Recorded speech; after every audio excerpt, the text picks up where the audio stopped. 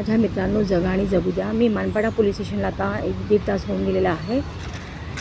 इकडे hill line police स्टेशनने माझा 16 October 2024चा FIR द्यायचा होता. जबाब FIR तिथे घेतला नाही हिल लाईनला, मुद्दामून जगताप वरिष्ठ साहेबांनी इथे जबाब तो पाठवला. माझा FIR घेण्याच्या ऐवजी जबाब नोंद करून इथे पाठवला. मग तो जबाब गणेश म्हात्रे व त्याची जी 4 करून आलेली माणसं 5 त्यांच्या विरोधात मला FIR द्यायचा होता. मग त्याचं काही इथे झालेलंच नाही अजून, हद्दीचा विषय चालला म्हणून.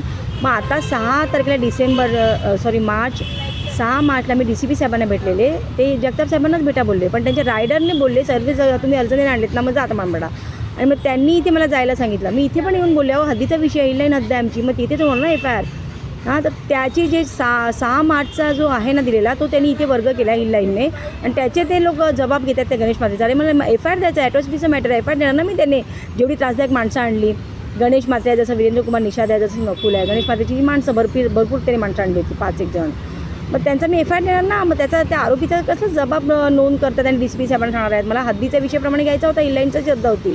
पण तो जबाब इथे आला, मग आधीच्या जबाबाचं होईल ना, जे काही असेल ते 16 ऑक्टोबरचं. 6 मार्चचा आधी कसं होऊ शकतं? आधी 16 ऑक्टोबर 2024चं होईल ना, जे काही आहे तो विषय मला कोणी त्रास दिला होता. आता 6 मार्चला मी जे त्याच्याच विरोधात परत तक्रार दिलेली आहे, तर तो विषय आधी होईल की आधी तो होईल 24चा. बघा कसा पोलिसांचा घोळ आहे.